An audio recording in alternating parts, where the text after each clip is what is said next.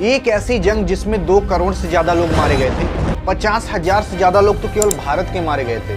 और ये सब सिर्फ हुआ था केवल एक आदमी के कारण। हम किसी और के नहीं, 1914 से लेकर 1918 के बीच में चलने वाले वॉर यानी फर्स्ट वर्ल्ड वॉर की बात करने वाले हैं। इसे हम द ग्रेट वॉर और द ग्लोबल वॉर के भी नाम से जानते हैं। और अगर ये फर्स्ट वर्ल्ड वॉर ना हुआ होता तो आज जैसी दुनिया दिख रही है वैसी होती नहीं। और भारत को इस फर्स्ट वर्ल्ड वॉर में क्यों उतरना पड़ा था और इससे क्या फायदे क्या नुकसान हुए थे, सब कुछ जानेंगे। इस वर्ल्ड वॉर का होने का मेन कारण ये था कि जो पूरी दुनिया थी वो 2 कैटेगरी में डिवाइड हो गई थी। एक एलाइड पावर, दूसरा सेंट्रल पावर। एलाइड पावर में कुछ ये देश आते थे और सेंट्रल पावर में कुछ ये देश आते थे। कहने का मतलब सिर्फ ये है कि जो पूरी दुनिया थी वो 2 कैटेगरी में डिवाइड हो गई थी, एक एलाइड पावर, दूसरा सेंट्रल पावर। और ये दोनों आपस में आकर भिड़ गए थे जिसके कारण वर्ल्ड वॉर फर्स्ट हो गया था। लेकिन इनको भी जानने के लिए आपको चलना पड़ेगा 1914 में। तो 1914 में इस जगह पर एक देश हुआ करता था जिसका नाम था ऑस्ट्रेलिया हंगरी, और इसके राजा थे फ्रेंच जोसेफ। तो ये फ्रेंच जोसेफ की जवानी की फोटो है और ये वाली बुढ़ापे की। और ये ऑस्ट्रेलिया हंगरी अभी कई देशों में टूट चुका है, जैसे रोमेनिया, पोलैंड, हंगरी और आदि देशों में भी टूटा है। लेकिन उस समय ये सारा देश मिलकर बनाता था ऑस्ट्रेलिया हंगरी देश। और जैसे जैसे फ्रेंच जोसेफ बुढ़ा रहे थे तो इन्होंने सोचा कि अगला राजा नियुक्त कर दिया जाए, क्योंकि मेरे मरने के बाद कोई दूसरा राजा बनेगा। पहले जमाने में ये हुआ करता था कि जो राजा का बेटा था वही राजा बनता था। लेकिन फ्रेंच जोसेफ के जो लड़के थे वो इतने काबिल नहीं थे कि उनको राजा बनाया जा सके। तो इसलिए 1889 में ही फ्रेंच जोसेफ ने ये अनाउंस कर दिया था कि आर्च डुक फ्रेंच फर्डिनेंड ही अगले राजा बनेंगे। अब ये आर्च डुक जोसेफ का ही भतीजा था, जिसके कारण इन दोनों में कभी जमती नहीं थी। ऐसा इसलिए क्योंकि जोसेफ सोच रहे थे कि मैं अपने बच्चों को राजा बनाऊं, लेकिन इनके लड़कियों ने इतने काबिल ही नहीं थे कि राजा बन सके। इसलिए मजबूरी में इन्होंने आर्च डुक को राजा बनाया। लेकिन 1914 में ही जोसेफ बहुत तेज बीमार हो जाता है, जिसके कारण आर्च डुक सोचता है कि अब ये कुछ समय में टैं बोल ही जाएंगे, चले हम अपना देश ही घूम ले, क्योंकि अगला राजा तो हमें ही बनना है। तो इसीलिए 28 जून 1914 के दिन आर्च डुक और वो अपनी मेहरारू के साथ निकल देता है। ऑस्ट्रिया हंगेरिया में एक जगह है जिसका नाम है बोस्निया एंड हर्जेगोविना, और उसके भी अंदर एक जगह है जिसका नाम है सारोजेवो। तो इसी जगह का दौरा करने के लिए ये आर्चडुक निकल गया।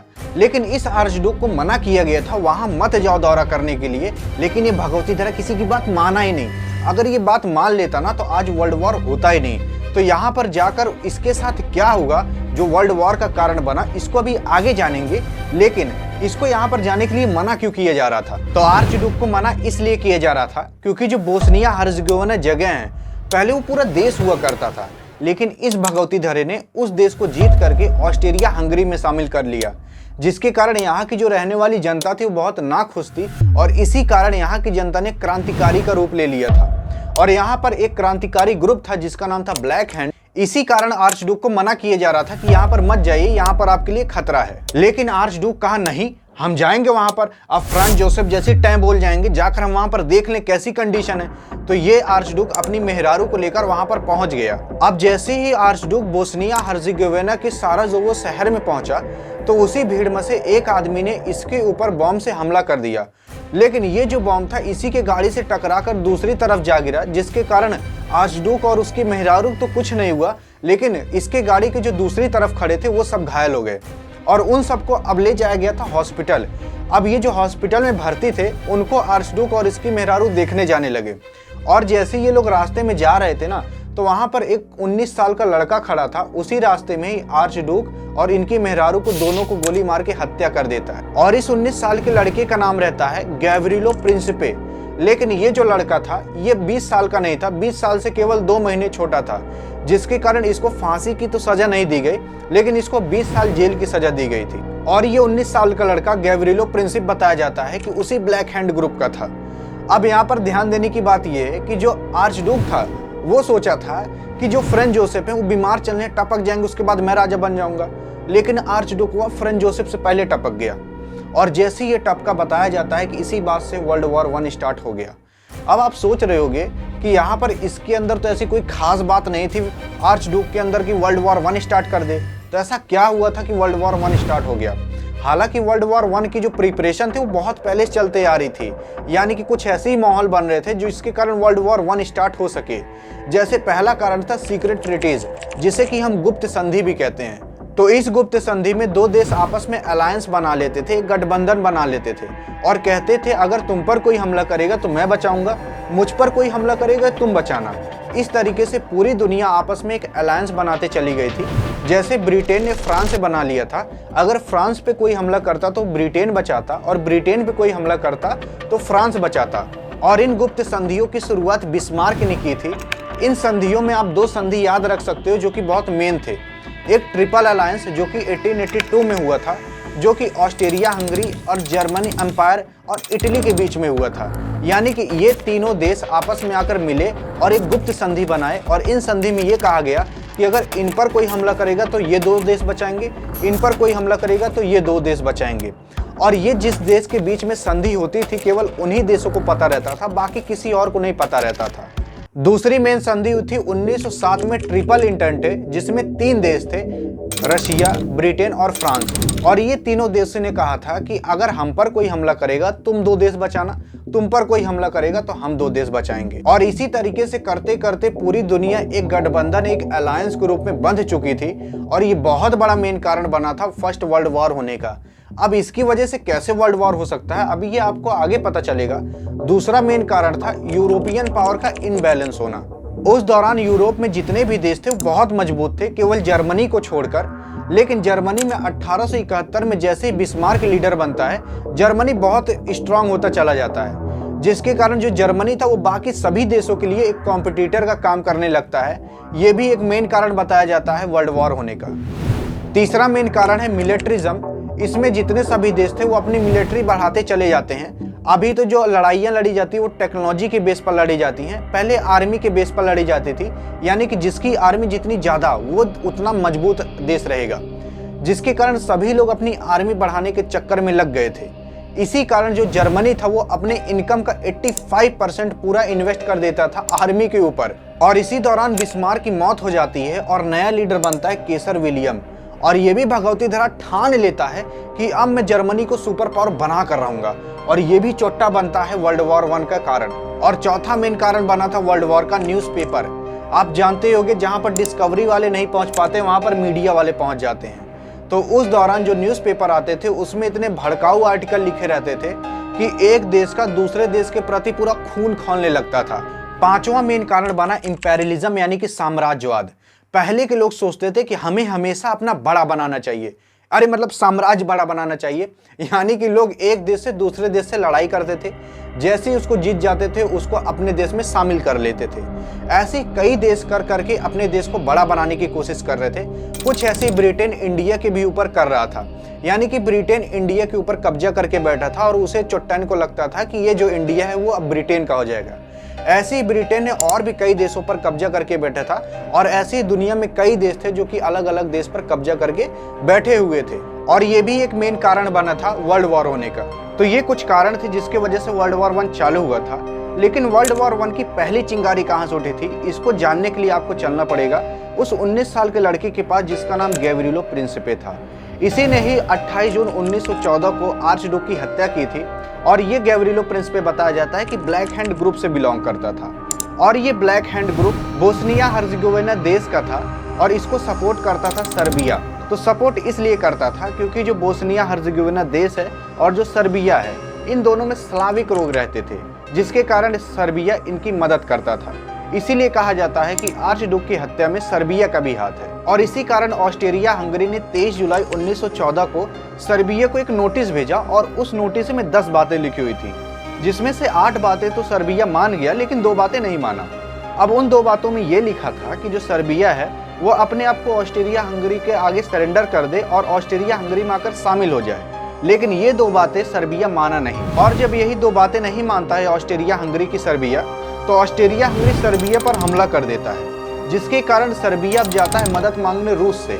और रूस आकर सर्बिया की मदद करता भी है।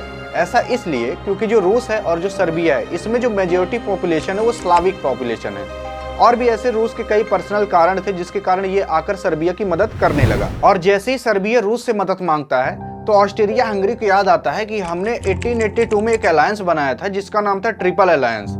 और इस अलायंस में ऑस्ट्रिया हंगरी, जर्मनी और इटली, ये 3 देशों ने साइन किया था, जिसमें यह कहा गया था अगर किसी पर कोई हमला करेगा तो हम आकर बचाएंगे। यहाँ पर जो जर्मनी था वो तो ऑस्ट्रिया हंगरी का साथ देने आ गया, लेकिन इटली साथ देने नहीं आया। अब इटली इसलिए नहीं आया क्योंकि इटली कह रहा था कि हमने ये साइन किया था अगर आपके ऊपर पहले कोई हमला करेगा तब हम आपको बचाने आएंगे, लेकिन यहाँ पर आप हमला करने जा रहे हो इसलिए हम आपको बचाने नहीं आएंगे। और फिर आगे चलकर इटली संधि को तोड़कर ऑस्ट्रिया हंगरी के खिलाफ लड़ने लगता है, लेकिन ये कब लड़ता है इसको आगे जानेंगे। यहाँ पर आप देखोगे जर्मनी और ऑस्ट्रिया हंगरी साथ में मिलकर सर्बिया पर हमला किए थे और सर्बिया का साथ दे रहा था रूस। अब जैसे जर्मनी हमला कर देता है सर्बिया पर, तो उधर से जो रूस है वो भी जर्मनी पर हमला कर देता है। और आपको याद होगा थोड़ी देर पहले अभी मैंने बताया था कि 1907 में एक अलायंस बना था जिसका नाम था ट्रिपल इंटेंटे। इसके अंदर रशिया, ब्रिटेन और फ्रांस 3 देशों ने साइन किया था कि अगर किसी के ऊपर हमला हुआ तो हम आकर आपको बचाएंगे। तो यहाँ पर जो रूस है उसका साथ देने आ गया फ्रांस 3 अगस्त 1914 को। अब यहाँ पर आप देख रहे होगे इसी अलायंस की वजह से केवल 2 देश के बीच में लड़ाई थी, लेकिन यहाँ पर कितने देश आपस में आकर भिड़ गए। इसीलिए कहा जाता है कि जो अलायंस यानी कि गठबंधन था ये भी एक मेन कारण था जिसकी वजह से वर्ल्ड वॉर 1 फैलता चला गया। अब ट्रिपल इंटेंटे के कारण जो फ्रांस है उसने रशिया का साथ दिया और जर्मनी पर हमला कर दिया। अब जैसे जर्मनी पर हमला किया तो जर्मनी ना उस टाइम बहुत मजबूत देश हुआ करता था, जिसके कारण ये सबको संभाल ले रहा था अभी तक। अब ये जर्मनी है सबसे पहले बेल्जियम के ऊपर हमला करता है जो कि फ्रांस और जर्मनी के बीच में ही है।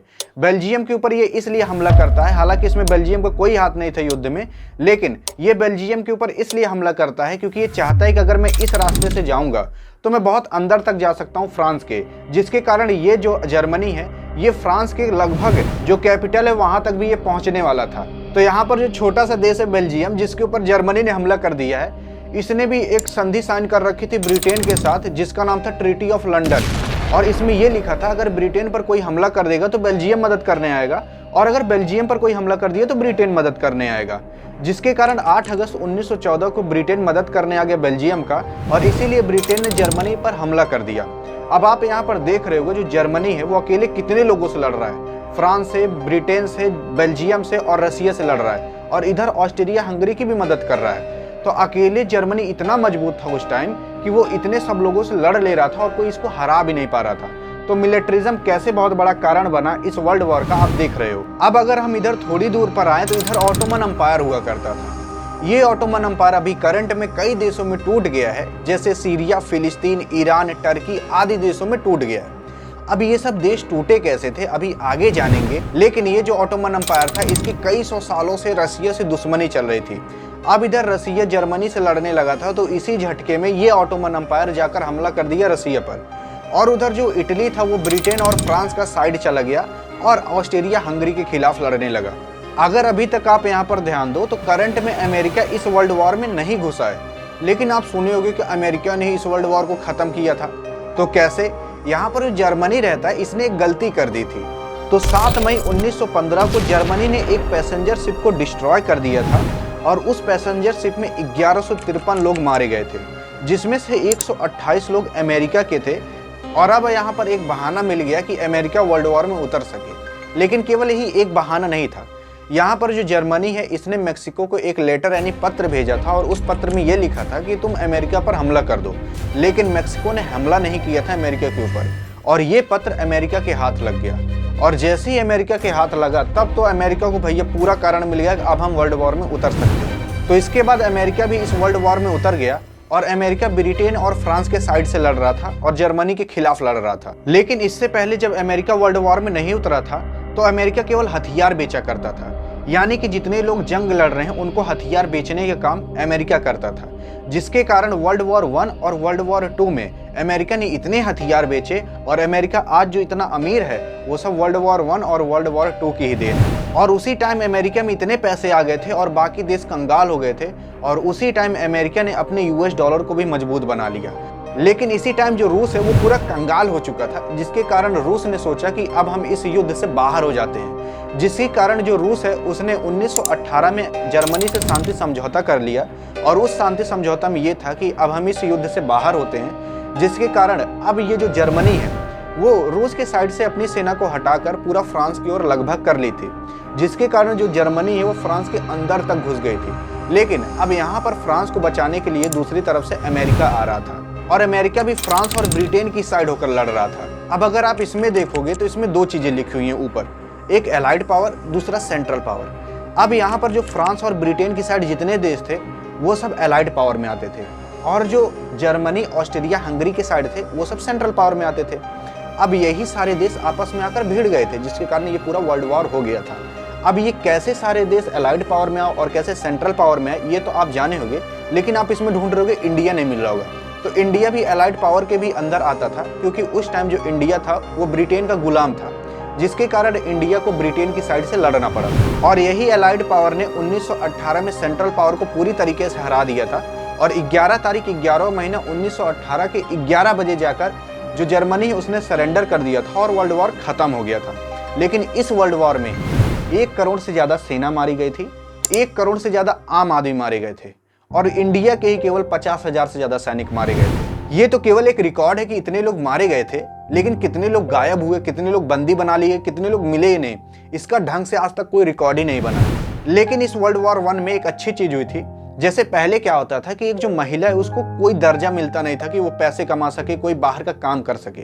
पहले महिला को काम केवल ये रहता था कि वो बच्चे पाले और घर संभाले। लेकिन वर्ल्ड वॉर 1 में जब आदमी बाहर लड़ने चले जाते थे तो उस देश की जो फैक्ट्रियां रहती थी, बिजनेस रहते थे और बाकी जितने भी काम रहते थे, घर संभालना, सारे काम वो सब एक महिला संभालती थी, जिसके कारण वर्ल्ड वॉर 1 के बाद एक महिला को एक आदमी की जितना दर्जा मिलने लगा। और इसी वर्ल्ड वॉर के कारण पूरे दुनिया भर में 180 बिलियन का खर्चा आया था, जिसके कारण पूरे दुनिया में गरीबी आ चुकी थी।